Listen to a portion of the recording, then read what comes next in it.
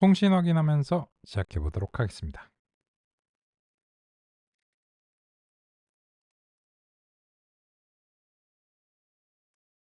오케이, 좋습니다. 그러면 요번 마지막 시간은 5차 역전파를 이론적으로 이해를 해 버리고 신경망을 역전파로 구현을 하면서 정말로 1초 만에 끝나는지 확인하는 아름다운 마무리로 살펴보겠습니다.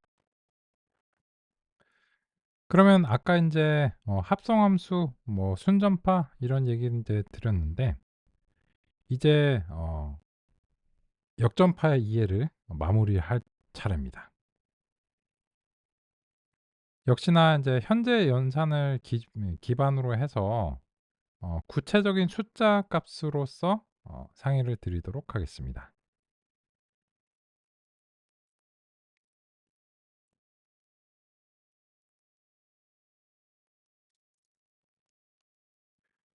먼저 이제 역전파를 이제 수행해야 된다 라고 하면 무엇이 필요하냐?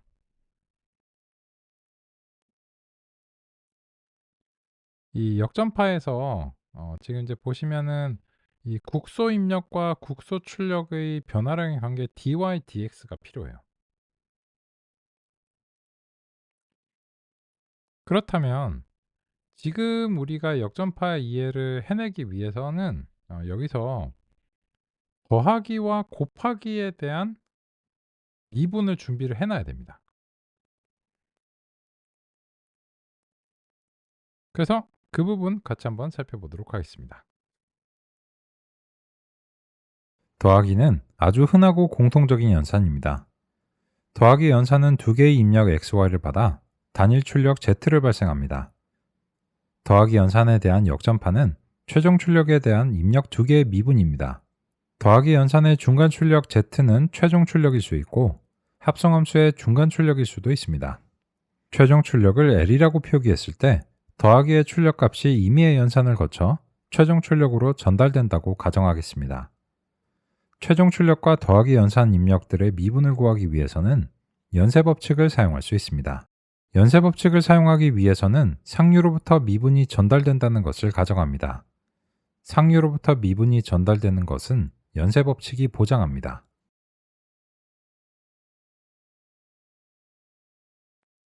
그러면 이제 같이 이해를 완결하기 위해서 노력해 보겠습니다. 5차 역전파 이해까지 5분 정도 남았습니다. 목표는 dl/dx와 dl/dy입니다.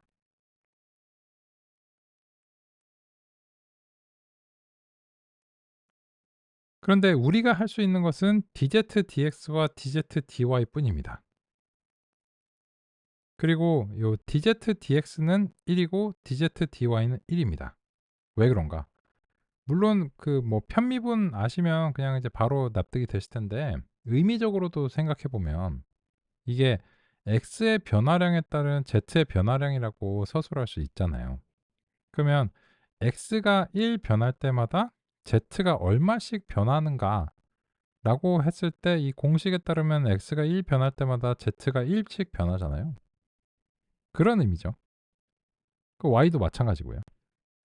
그래서 뭐 편미분으로 해서 이 x를 이제 변수로 하고 나머지는 상수로 했을 때 얘 다 지워 버리고 얘가 1 남으니까 1 이고, 뭐 그런 거는 인제 기호적인 거고, 그 기호가 물론 정의가 돼 있죠. 근데 그 기호를 정의한 거는 매번 이렇게 의미를 따지지 않기 위해서 그래서 인제 편의상 정해 놓은 거고, 실제 의미는 한 번은 따져야 되겠죠. 그래서 우리가 할 수 있는 일들은 dz/dx와 dz/dy는 해낼 수 있어요. 근데 저 멀리 있는 거랑 내가 어떻게 하냐는 거죠. 근데 연쇄 법칙이 이렇게 얘기하는 거예요. 네 것만 해 놔. dz/dx랑 dz/dy만 해 놔. 그러면 내가 요 L이랑 Z 관계 요거 있잖아. 요건 줄게. 어떻게 해요? 하여튼 줄게.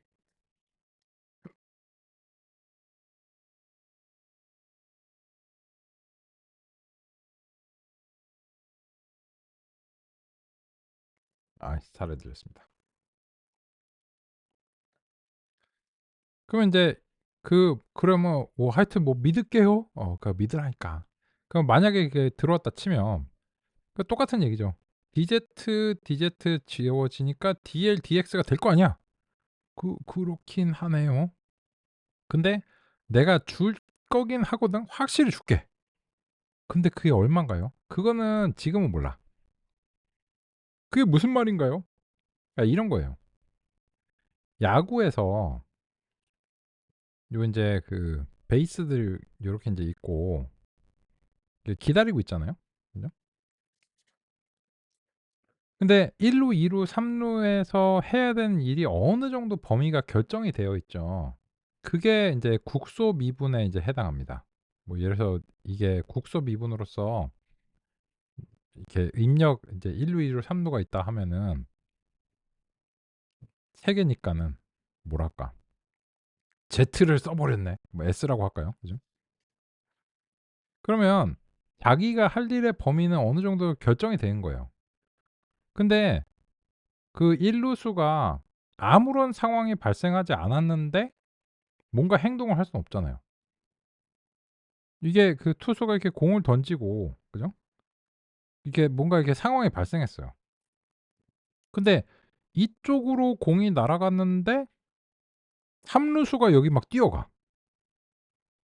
매우 의아하겠죠. 그죠? 그거 자기가 할 일이 아니라는 거야.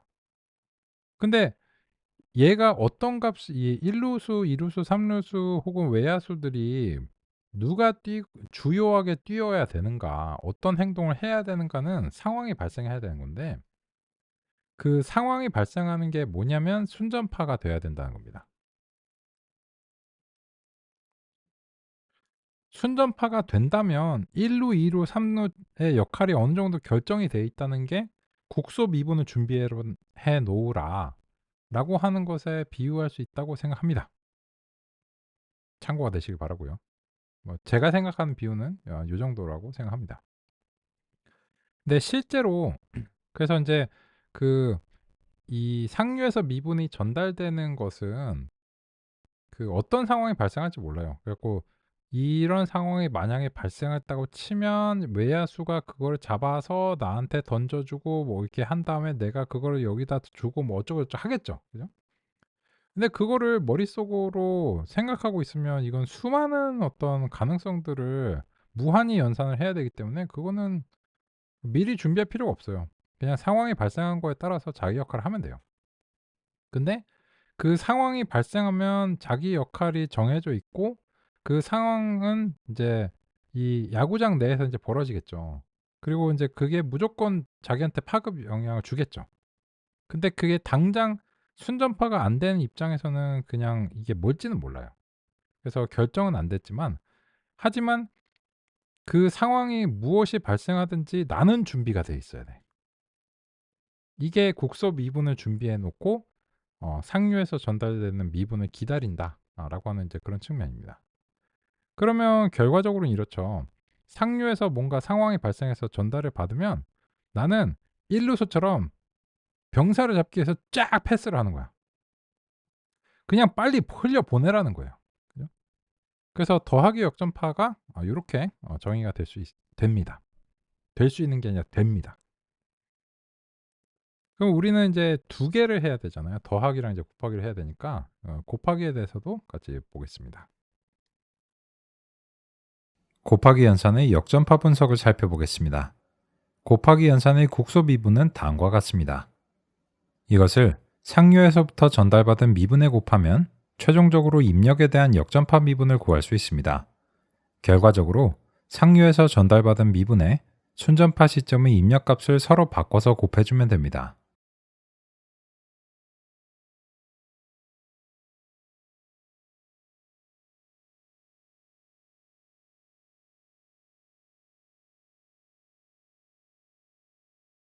그럼 요 얘기도 해 볼까요?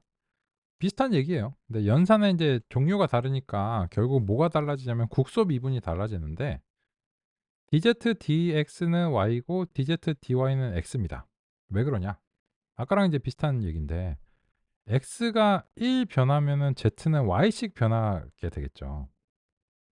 반대로 Y가 1씩 변할 때 Z는 X씩 변하겠죠. 그죠?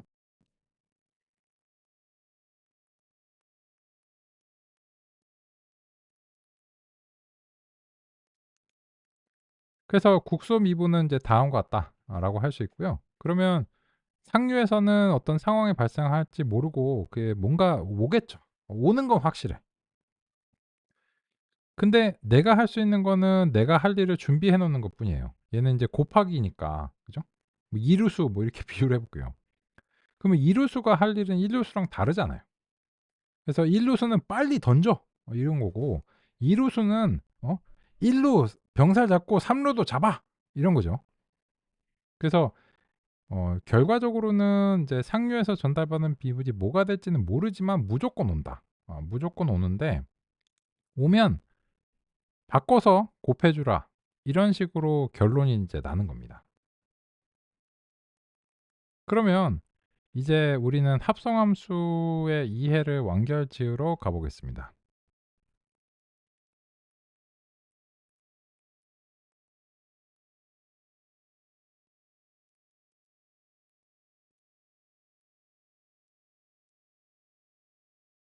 순전파에서는 입력이 바뀌면 전체적으로 재계산을 수행해야 합니다. 이런 방식은 조합의 가짓수가 많아지면 재계산 횟수가 폭발적으로 증가할 수밖에 없습니다. 재계산을 하지 않고도 입력이 바뀔 때마다 출력이 어떻게 바뀌는지를 바로 알 수 있는 방법이 있을까요? 그것이 바로 연쇄법칙을 활용한 역전파입니다. 먼저, 목표는 입력의 변화량에 따른 출력의 변화량이라고 표현할 수 있습니다. 이것은 수식으로는 입력과 출력의 미분으로 표시할 수 있습니다. 미분으로 표현하면 연쇄법칙을 활용할 수 있습니다. 연쇄법칙으로 역전파를 수행하려면 국소 미분이 준비되어 있어야 합니다. 지금의 합성함수는 총 4개의 연산으로 구성되어 있고, 유형은 더하기와 곱하기 두 가지입니다. 이 두 가지 연산에 대해 국소 미분이 준비되면 연쇄법칙을 적용해 역전파를 수행할 수 있습니다. 역전파는 순전파와 반대 방향으로 진행합니다. 그래서 출력에서부터 입력을 향해 내려갑니다. 출력에서는 자기 자신의 변화량이기 때문에 무조건 1로 시작합니다. 곱하기의 경우 역전파 분석 결과 순전파 시점의 입력을 상류에서 전달받은 미분값에 바꿔서 곱해야 한다는 점을 반영합니다. 곱하기의 입력이 2개이기 때문에 역전파도 2개 발생합니다. 그중 하나는 부가세 쪽인데, 부가세는 보통 변수가 아니기 때문에 역전파 값에 관심이 없습니다. 더하기 연산으로 전달되는 역전파는 더하기 역전파 분석에 따르면 순전파 시점의 입력값과 관계없이 전달받은 값을 그대로 흘려보내기만 하면 됩니다. 그럼 이제 입력에 직접 연결된 곱하기 2개 각각에 모두 1.1의 역전파가 전달됩니다. 곱하기 역전파는 이미 준비가 되어 있습니다. 역전파 미분값에 순전파 시점의 값을 서로 바꿔서 곱해주면 됩니다. 이제 입력까지 역전파가 전달되었습니다. 그럼 최종적으로 결정된 역전파의 의미를 살펴보겠습니다. 사과 단가의 역전파는 사과 단가의 변화량에 따른 최종 출력인 가격의 변화량입니다. 즉, 사과 단가가 1 변하면 가격은 2.2씩 변한다는 의미입니다. 나머지도 마찬가지입니다. 사과 수량의 역전파는 110입니다. 사과 수량이 1개 변하면 가격은 110씩 변하게 됩니다. 사과 수량이 2개에서 3개로 바뀌면 가격은 715원에서 110을 더한 825원이 됩니다. 이 결과는 순전파로 재계산을 한 결과와 일치합니다. 그런데 다른 점은 더 이상 재계산을 하지 않아도 된다는 것입니다. 왜냐하면 입력과 최종 출력의 변화량의 관계가 역전파로 이미 결정되었기 때문입니다. 그래서 이제는 재계산을 하지 않고도 입력이 변할 때마다 즉시 출력이 어떻게 바뀌는지를 알 수 있습니다. 이것이 바로 역전파의 가치입니다.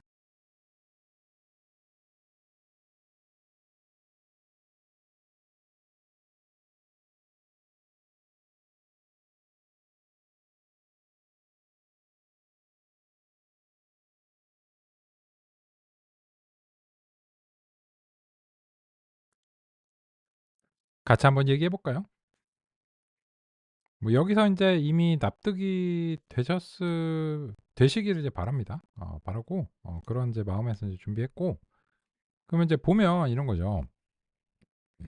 우리가 알고 싶은 거는, 그래서 입력의 변화량에 따른 출력의 변화량을 알고 싶은 거예요. 이 나머지는 그냥 중간 과정일 뿐이고, 그래서 사과를 하나 더 집으면 어떻게 되냐. 그죠? 근데 그거를 아까는 요거를 하나를 더 집으면 곱하기를 수행하고, 아까 해 놓은 거 까먹었기 때문에 다시 한번 하고, 둘 중에 하나 바뀌면은 요거 더하기를 다시 한번 하고, 둘 중에 하나 바뀌면 다시 해서 헉헉헉 825 이렇게 돼야 되는데, 만약에 인제 곱하기와 더하기에 대한 역전파 분석을 쫙 해 갖고 이렇게 해 놓으면, 그죠? 다음과 같이 인제 됩니다. 그러면 인제 그 무조건 상류에서부터 그 미분이 내려온다라고 했는데, 이런 거예요. 여기는 인제 그 순전파는 입력에서부터 출력으로 가면 되고, 역전파는 출력에서 인제 입력으로 이제 향해 가면 돼요. 그러면 맨 처음에 이거는 어떤 연산이든 무조건 가격은 자기 자신의 변화량을 따지거든요, 여기 처음에는. 그러니까 무조건 인제 출력의 1 변할 때 출력이 얼마나 변할까? 자기 자신이니까 무조건 1 이에요, 여기는. 어떤 연산이라고 해도. 그런데 인제 그래서 얘한테 상류가 발생을 합니다. 그리고 곱하기 연산이 됐든 뭐가 됐든 만나면 자기 자신에서 상류에 자기 자신이 인제 미분을 곱해 줘야 되겠죠. 곱하기는 서로 바꿔서 해야 되니까 여기 1 곱하기 1.1이 되는 거고. 그러면 더하기 연산의 상류가 곱하기의 역전파가 되는 거예요. 그죠? 그래서 이런 식으로 꼬리에 꼬리를 물고 내려가니까 무조건 그 미분이 전달이 된다라고 할 수 있고, 여기서 인제 구체적인 숫자를 집어넣으니까는 이제 기호의 상태에서 좀 벗어날 수 있습니다. 그런 측면이고요. 그래서 결론적으로 이렇게 하면 사과 수량과 가격의 관계가 110 이다라고 할 수 있습니다. 물론 이 값은 그 순전파 시점의 값들이 바뀌면 이 값 자체도 바뀔 수 있습니다. 그러니까 우리가 인제 기호의 상태로 있는 거는 일반적인 거죠. 이것들의 인제 그 관계가 일반적으로 된 거고, 실제 구체적으로 현재 시점에서 이 값이 얼마가 되어야 하는 거는 순전파가 되고 난 다음에 결정이 돼요. 그리고 나서 만약에 입력이 인제 바뀌면, 그리고 나서 다시 전체적으로 순전파를 인제 수행을 해 주고, 그 시점에서 인제 관계는 형성이 되어 있는데 그 구체적인 값은 그때 다시 한번 또 뽑아 봐야 돼요. 하지만 일단은 그 지금으로서는 이제 보시면 이 사과 수량과 이제 가격의 관계가 결정이 이제 되어 있는 거죠. 그죠? 그러니까 아까처럼 미분을 막 이렇게 해 나갈 필요가 없고 그냥 딱 이런 거죠.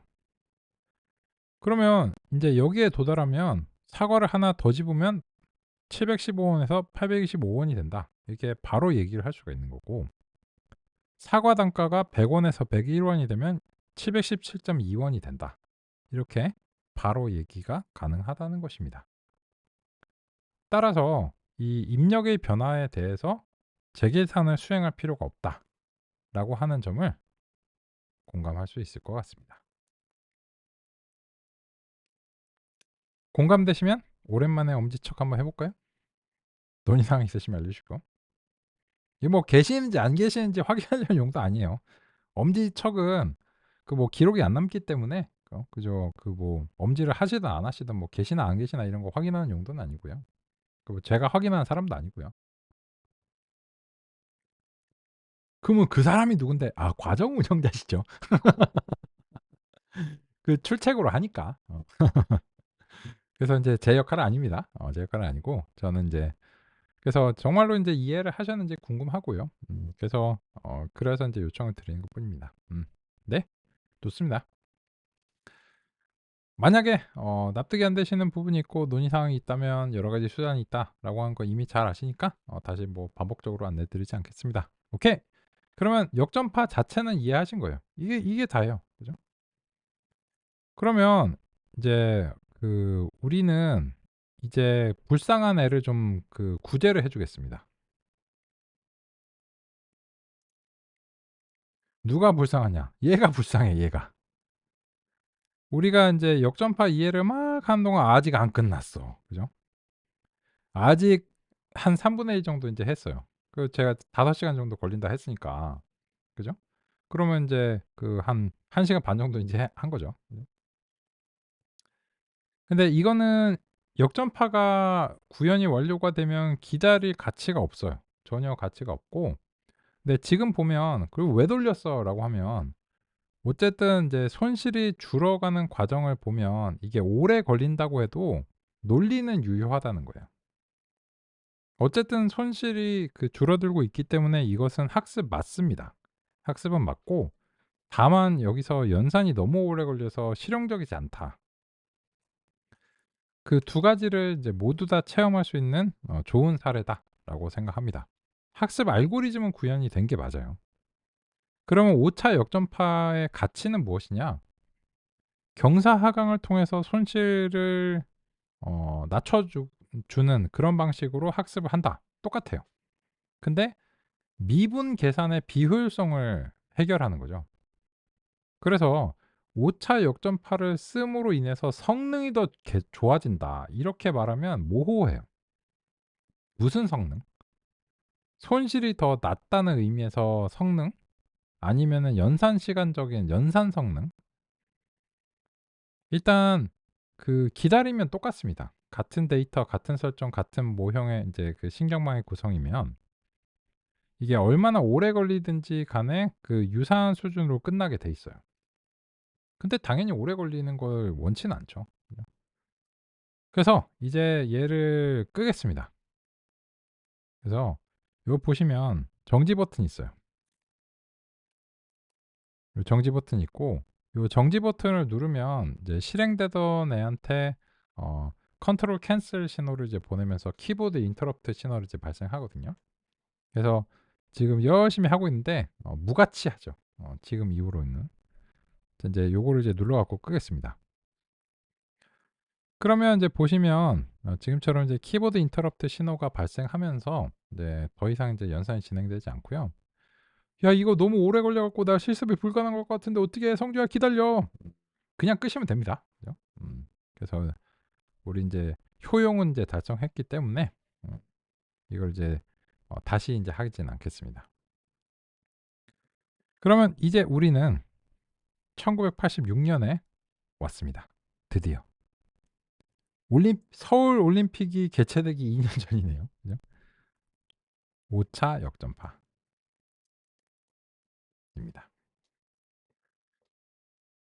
사실 이론적인 이해는 끝났어요. 이론적인 이해는 이제 아까 엄지척을 해 주셨다면 "오 나 역전파 이해해 버렸어." 맞아요. 그거 다예요. 그게 역전파 이론의 전부고, 그럼 나머지는 뭐야? 나머지는 성실함이에요. 그게 뭔 소리일까?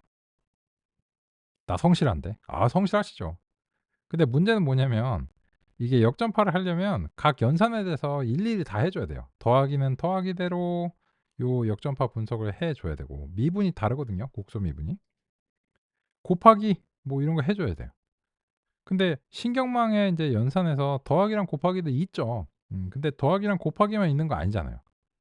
그래서 예를 들어서 뭐 시그모이드다 이러면은 지수 함수도 있고, 그죠?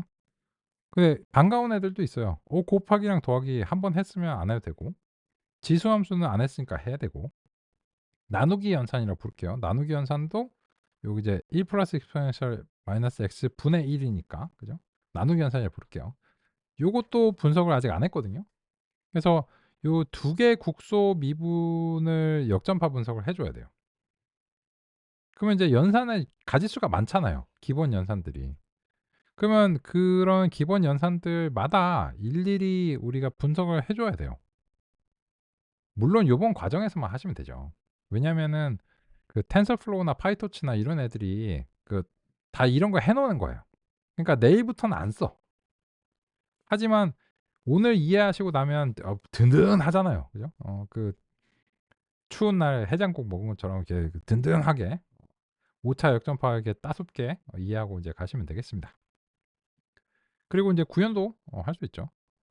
그러면 일단 우리 이 분석한 결과의 이해를 확인하기 위해서 더하기나 곱하기 뭐 이런 것들에 대해서 역전파를 구현한다면 이게 어떤 느낌인가 그런 걸 이제 해 볼게요. 근데 더하기는 좀 시시하잖아요. 그냥 "오, 오 통과." 뭐 이런 식이니까 곱하기가 그나마 쪼끔 흥미롭다고 생각합니다, 구현하는 데 있어서. 그래서 이 곱하기 역전파를 한번 구현해 보면서 '아 임의의 연산에 대한 역전파는 그냥 저런 방식으로 구현하면 되겠구나. 그럼 뭐 신경망도 할 수 있지 뭐.' 이런 어떤 자신감 뿜뿜으로 가 보려고 합니다. 그래서 네 보겠습니다. 역전파인데 곱하기. 후흡하시겠죠. "야 곱하기 무슨 클래스요." 이유가 있어요. 그래서 인제 이 곱하기에서 인제 요 우리가 우리 스타일로 인제 하자면 요런 식이고 여기서 인제 X와 Y 이렇게 받겠죠. 그죠? 근데 요거를 이제 역전파와 순전파라고 하는 용어적인 측면을 좀 반영하기 위해서 이제 우리 스타일도 반영하지만 요런 식으로 사실 인제 실제로는 포워드라고 하는 곳에서 순전파를 이제 실질적으로 이제 수행할 수 있도록 이렇게 구현할게요. 안 해도 돼. 근데 포워드 나중에 인제 사용할 때 포워드라고 쓰는 게 좀 귀찮아서요. 그래서 인제 그냥 우리는 사실상 그냥 콜로 함수 스타일로 할 건데 내부적으로 인제 포워드가 호출된다. 뭐 이런 식으로 좀 반영해 볼게요. 왜냐하면 인제 순전파에 대해서 인제 역전파 뭐 이런 식의 어떤 대비되는 개념을 좀 강조하기 위해서요. 그러면 뭐 이거 포워드는 뭔가요? 뭐 이거지 뭐. 그죠? 그럼 이거 하려고 지금 곱하기를 객체로 만든 거야? 아니죠. 그죠?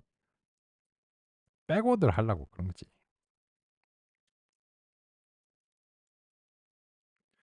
그러면 백워드는 이제 상류에서 전달받은 미분은 이제 Dout이라고 부를게요. 그럼 이제 Dout이 인제 있으면 dx랑 dy를 구해 가지고 이 순서에 맞춰서 내보내 줘야 돼요. 그럼 이제 dx는 뭐냐? 상류에서 전달받는 게 뭔지 모르지. 뭔지 모르는데 그거를 x, y를 바꿔서 곱해 줘야 돼요. 요런 식으로. 근데 그러려면 어떻게 해야 되냐면 순전파 시점의 x와 y를 기억을 해 줘야 되는 상황입니다. 그냥 출력을 내 버리고 x, y를 까먹으면 안 돼요. 왜? 여기서 이런 분석을 그렇게 결론적으로 했기 때문에 순전파 시점에 x와 y를 기억을 해 줘야 이 역전파 시점에서 이 상류의 미분값이 뭐가 됐든지 간에 서로 바꿔서 곱해 줘 갖고 내려 주겠구나. 요런 결론을 우리가 미리 갖고 있어야 돼요. 그냥 구현을 뭐 열심히 한다고 될 일이 아니고 미리 분석이 되어 있는 상태이어야 합니다.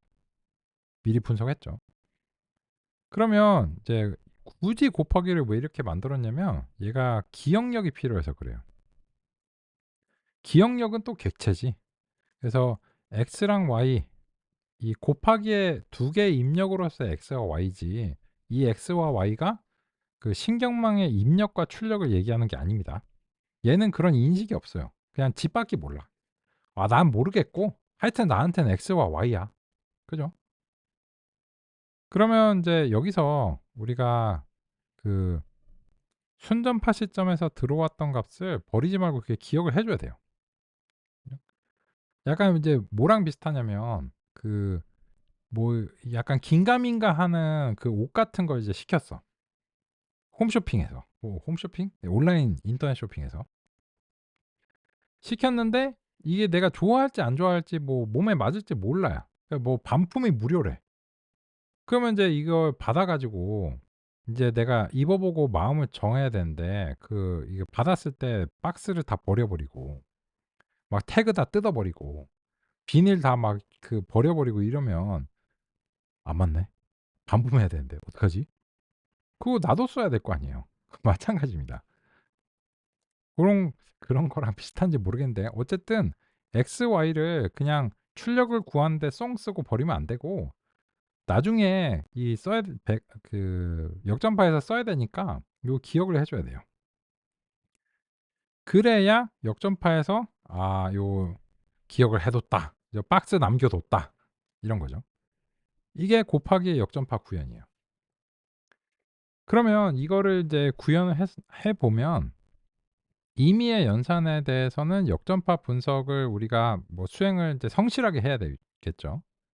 근데 어차피 인제 개별 연산으로 나눠지기 때문에 되게 무서워보이는 애들도 그냥 각계격파하면 됩니다. 그리고 난 다음에는 결론적으로 다음과 같이 구현하면 돼요. 그 첫 번째 예시로서 곱하기 제시를 드렸습니다. 그럼 이거 실제로 잘 되는지 한번 확인해 볼까요? 이 초등학교 산수 문제 한번 해 볼게요. 단가, 수량, 부가세. 단가 100 원에 수량 2 개, 부가세 1.1. 그러니까 부가세는 정확하게는 10% 죠. 근데 인제 이 저 더할 저기다 부가세를 한다는 거는 1 더하기 0.1 을 해야 되는데 그게 좀 귀찮아. 그죠? 그래서 그냥 1.1 로 할게요. 그죠? 정확한 용어는 아니지만 편리하죠. 그러면 얘네들을 통해서 인제 가격을 구하려면 곱하기가 이제 2 개가 있어야 되겠죠. 그래서 인제 곱하기를 이제 다음과 같이 2 개를 준비합니다. 요게 같은 곱하기여도 계산 그래프 상에서 위치가 다르면 기억하는 값이 다릅니다. 따라서 연산의 종류가 같다고 해서 그냥 얘를 재활용할 수 있지 않기 때문에 각 연산별 객체를 따로 만들어 주셔야 돼요. 그러면 이제 요렇게 인제 됐을 때 하면은 인제 세전 가격이죠, 따지자면. 그럼 이제 곱하기 1에 포워드이긴 하죠. 근데 쪼끔 귀찮아서 우리는 그냥 요런 식으로 구현해 놨죠. 그럼 이제 단가가 있고 수량이 있고 세전 가격 200 원이겠죠. 뭐 고민하나. 그죠? 근데 우리가 원하는 거는 이제 세후 가격이죠. 그래서 인제 한국에서는 사실 물건 가격에 이제 세금이 포함되어 있어서 편리하잖아요. 엄청 편리하잖아. 근데 미국에서는 뭐 이게 얼마가 될지 알 수가 없어. 그죠? 내가 이렇게 식당에서 이제 밥을 먹었는데 세금이 주마다 다르고 종업원들 팁을 15% 에서 25% 까지 줘야 되고 그러면 도대체 오늘의 예산은 얼마를 잡아야 될까? 알 수가 없죠. 그죠? 그거 다 써 있으면 좋을 팁 그거 귀찮으니까 그냥 다 포함해 놔. 받고 싶으면 포함은 그냥 해 버려. 그죠? 가격에. 그랬으면 뭐 제 생각은 그런데요. 그게 뭐 내 생각이지.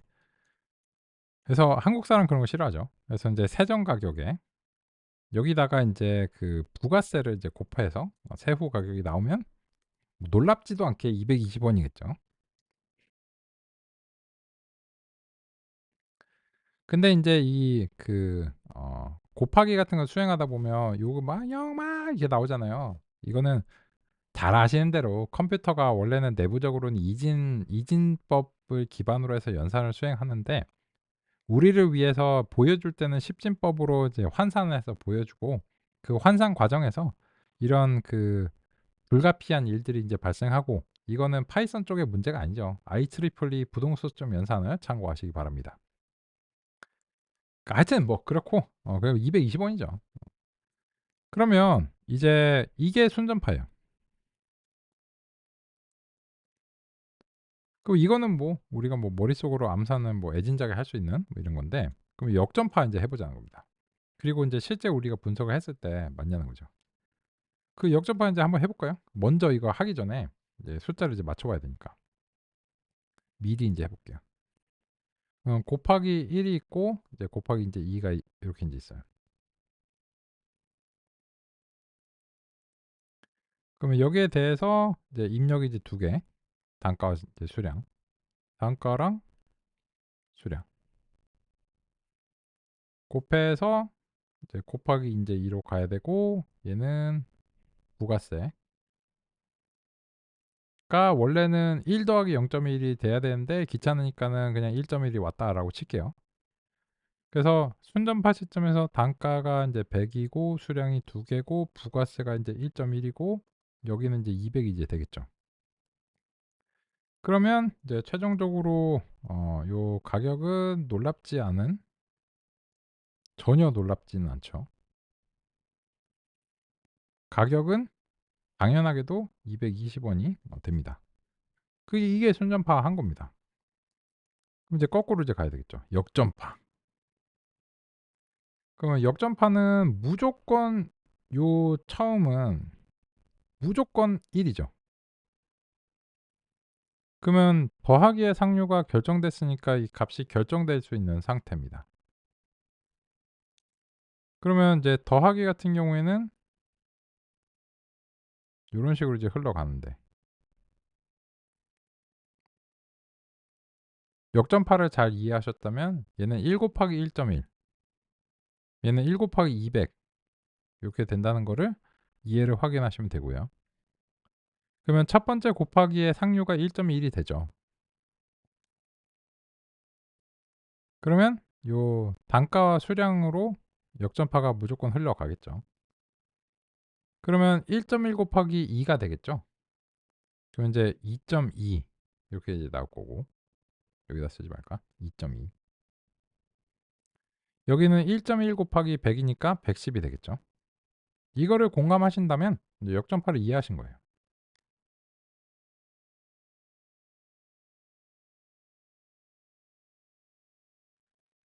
그렇다면 진짜로 이 역전파가 저런 값들이 나오는가? 우리 구현이 맞다면 이 값들이 이제 나와 줘야 되겠죠. 같이 한번 이제 해 보겠습니다. 그러면 인제 역전파는 무조건 인제 뒤에서부터 이제 시작하니까 곱이 하고, 얘는 명시적으로 해 줘야 돼요. 백워드. 그죠? 아이고.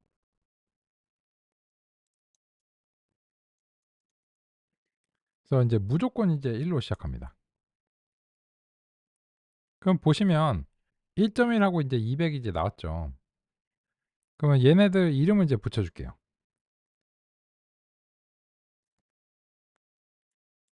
얘는 D 세전 가격, D 부가세, 요렇게 인제 해 줄게요. 근데 곱하기 1의 상류는 D 세전 가격이죠. 그래서 인제 곱하기 1의 백워드는 D 세전 가격. 요렇게 되면 2.2랑 110이 나오죠. 그죠? 우리가 아까 수식을 통해서 수행했던 부분을 확인할 수 있습니다. 잘 되시나요?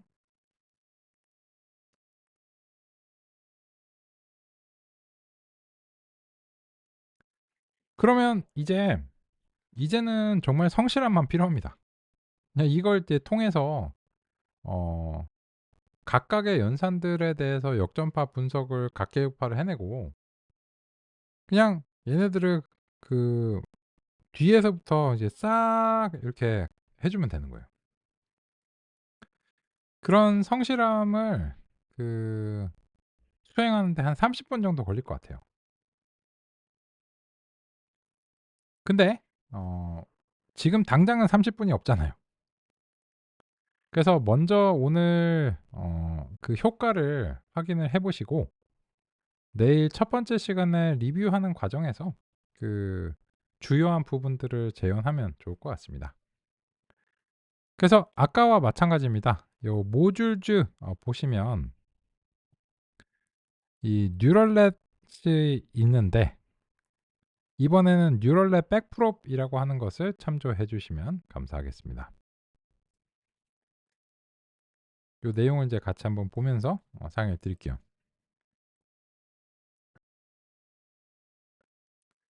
여기 이제 보시면 뭐 교차 엔트로피, 오차, 소프트맥스 이런 거는 있어요. 원래 이제 있는 거고, 근데 이제 시그모이드 이런 거 보면 포워드랑 백워드를 구현해 놨어요. 하면 됩니다. 지금처럼요.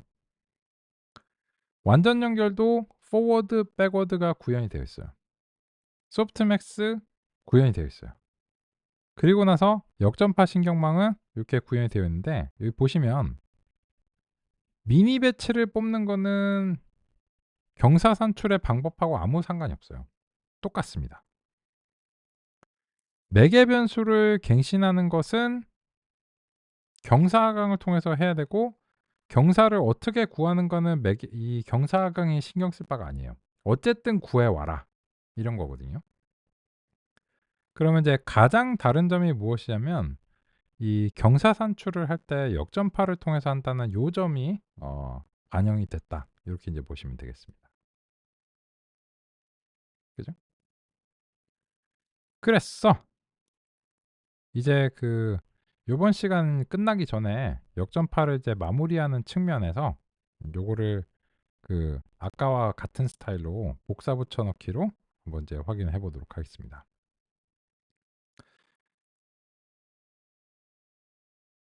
그죠? 근데 보니까는 이게 전반적으로 저번에 갱신한 게 좀 살짝 덜 반영이 된 것 같아요. 어,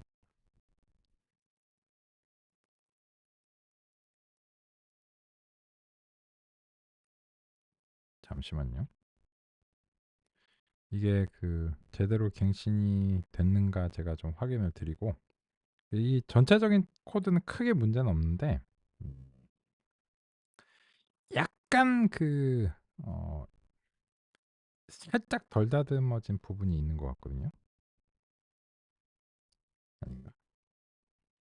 맞는 것 같습니다. 이 상태로 일단 그대로 해보실까요?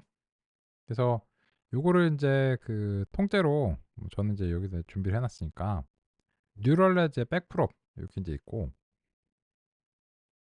그래서 여기서 이제 준비한 정의 이런 것들 역전파 신경망이고 아까랑 요령은 같습니다. 그 통째로 이제 복사하신 다음에 여기다가 이렇게 붙여 넣겠습니다. 그러면 사실 이제 내일 주역에 살펴봐야 되는 게 이 부분이에요. 왜 이렇게 이제 구현을 했는가? 근데 핵심적으로 보시면 이 경사 산출이 이제 수치 미분에서 역전파로 바뀌면 역전파를 하려면 지금 해보신 것처럼 순전파를 한번 해야 돼요. 그래야 값들이 결정되고 그러니까 안 그러면 기호의 상태로 남아있기 때문에 아직 공이 안 쳐진 상태예요. 수비수가 움직일 이유가 없지. 그리고 이제 그 다음에서의 역전파 값이 결정이 되기 때문에 이렇게 두 단계로 이루어져 있는데 순전파는 이제 입력이 들어가서 손실까지 나와줘야 돼요. 그래서 손실 산출을 이제 호출함으로써 사실 이제 수행이 됩니다. 그리고 나서 이제 역전파를 이제 수행하는데 역전파 이제 처음 시작은 무조건 1이니까 이렇게 이제 되고 그리고 그 요 계층들을 거꾸로 역순으로 순환을 해주면서 백워드를 호출을 해줘야 돼요. 아까 해보셨으면 이제 공감하시리라 생각하고요. 그냥 계층들에 대해서 백워드를 이제 구현했다 이렇게 이제 보시면 되겠습니다. 그래서 사실상 뭐 여기에 대해서는 지금 방금 전의 경험으로 충분히 납득이 이제 가능한 상태라고 생각합니다. 근데 우리가 이제 그 현재 안 해본 거는 이제 뭐냐면 각 연산들 완전 연결일과 뭐 시그모이드 그리고 소프트맥스 크로스 엔트로피 여기에 대해서 지금 논의를 이제 약간 생략하고 미리 이제 가고 있는 거거든요. 그래서 이제 다음과 같이 정의를 이제 획득을 하셨으면 이제 같이 한번 해보겠습니다. 그리고 이게 그 제가 100번에 한 번씩 그 출력을 하도록 좀 바꿔놨어요. 처음에 시작하는 값 또는 100번에 한 번씩. 왜냐면 이게 너무 빨리 확 이렇게 나와버리기 때문에 그 막 600개가 우악 나와버리면 예, 뭐지? 약간 이런 느낌이 들고 로그가 너무 많이 나오면 좀 번잡스럽거든요. 그래서 아까는 이제 로그가 많이 나오는 건 똑같은데 그게 되게 천천히 나오기 때문에 다음 거 막 이렇게 기다리는데 얘는 이제 뭐 600개나 6000개가 너무 한꺼번에 나와버리면 좀 번잡스러우니까요. 그래서 이제 그냥 그 정도 이제 바꿨다 이렇게 보시면 되겠습니다. 그리고써 다음과 같이 이제 정의를 하고 이제 모형을 이제 만들겠습니다. 데이터는 똑같기 때문에 그 데이터를 적재하시는 부분과 관련해서는 다시 하실 필요는 없을 것 같아요. 그래서 인제 우리의 이제 모델은 역전파 신경망이 됩니다. 근데 아까와는 다르게 손실 함수를 여기다가 설정을 안 해 주는 게 쪼끔 차이점입니다. 그건 인제 구현의 차이점 때문에 그렇고요. 마지막에 인제 추가를 해줄 거예요. 그럼 인제 요 모델에 그 추가를 해 주셔야 되는데 역시나 마찬가지로 그 완전 연결의 그 FC로 하시려면 완전 연결의 정의가 바뀌었어요. 그래서 이번에 좀 유의하셔야 돼요. 이 완전 연결에 백워드가 있어야 되거든요. 그래서 인제 FC 이렇게 인제 그 현재 시점에서 요렇게 인제 하시는 게 좋고 그래서 인제 add 이렇게 해 갖고 FC 하고 784/50 이렇게 인제 하면 됩니다. 근데 중요한 점이 이 시그모이드가 독립해서 나갔어요. 얘도 그 역전파를 수행해야 되기 때문에 백워드를 따로 구현을 해 줘야 되거든요. 그 FC 내에다가 구현을 하는 거는 이제 좀 바람직하지 않아요. 왜냐면 요 시그모이드가 그 어 다른 걸로 이제 바뀔 수 있는 가능성이 있기 때문에 그래서 인제 요런 스타일로 좀 바뀌었고요. 그리고 나서 인제 그다음은 인제 반복입니다. 50 백 이렇게 인제 하고 그다음에는 네 시그모이드 마지막에는 add FC 하고 100 하고 10 하고 이제 끝나서 출력이 이제 나왔는데 여기에 대해서는 그 손실을 여기서 인제 구하고 있어요. 소프트맥스랑 이제 크로스 엔트로피입니다. 근데 이 소프트맥스랑 크로스 엔트로피는 그 서로 이제 짝꿍이라서 뗄래야 뗄 수 없는 관계에 있습니다. 그래서 인제 그냥 편의상 좀 한꺼번에 구현을 이제 해 버렸습니다. 그러면 이제 역전파로 구현한 신경망인데 신경망의 구성 자체는 예전과 완벽하게 동일한 어 그런 이제 상태입니다. 그러면 이제 여기에 대해서 우리는 손실 변화를 획득을 하고요. 모델 fit하고 xtrain 대문자 ytrain을 하겠습니다. 왜냐? 우리가 인제 이전에 이미 xtrain과 ytrain을 처리를 했기 때문에 그 이 상태가 인제 그대로 남아 있다는 가정을 하기 좋을 것 같고요. 그리고 배치 크기는 계산하기 좋게 일단 100 으로 설정하고요. 또 상위들인 이유로 인해서 학습 횟수를 그 에폭의 1 에폭을 최소한 돌아야 되기 때문에 아까 이거 5 시간이나 15 시간이 걸리기 때문에 아까는 이게 완료가 안 됐잖아요. 근데 이번에는 제가 이미 예고해 드린 대로 이게 빨리 끝나야 된다고 말씀드렸죠. 그래서 1 에폭을 이제 돌기로 하고요. 그래서 인제 이거는 에폭 수다. 이렇게 표시를 하고 에폭 수를 인제 1로 설정한다. 이렇게 인제 명시를 해 볼게요. 그리고 학습률 같은 경우에 아까랑 비교를 하기 위해서 학습률 이거는 그 속도가 빨라지는 건 아니에요. 그러니까 연산의 성능이 아니고 그 갱신의 간격을 조정하는 거죠. 따라서 인제 학습률을 조정해서 연산이 빨라졌다. 그거는 좀 이상한 말이에요. 나온 것 같습니다. 그러면 신경망의 구성도 완벽하게 동일하고 그리고 데이터도 완벽하게 동일하고 설정도 완벽하게 동일한 그런 상황입니다. 근데 아까는 제 하드웨어 기준에서 이 현재가 5 시간 정도가 이제 예상이 되던 그런 상황이었습니다. 근데 지금은 어떨까? 실행을 통해서 같이 살펴보도록 하겠습니다. 끝났습니다. 해서 600 번이 끝나서 0.8 까지 내려갔습니다.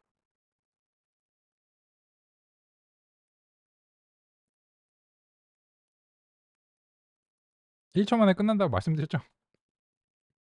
그죠? 1초 만에 끝났죠. 잘 확인되셨으면 엄지척.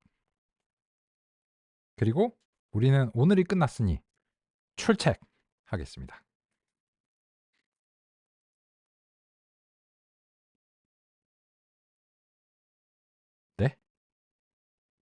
보람찬 하루였네요.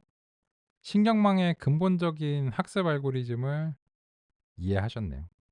그래서 몇 가지 땜빵할 게 있긴 하지만 우리는 5 장까지 마무리를 했다라고 대체적으로 간주할 수 있을 것 같습니다. 그래서 신경망의 학습 비밀에 대해서 오늘 알게 됐고요.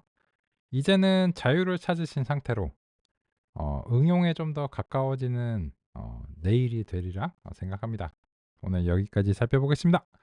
출첵 잘 해주셔서 감사하고요. 수고 많으셨습니다. 좋은 저녁 보내시고 내일 오전에 다시 뵙고 또 이어서 살펴보도록 하겠습니다. 감사합니다. 안녕히 계세요. 네, 고생하셨습니다. 바이바이.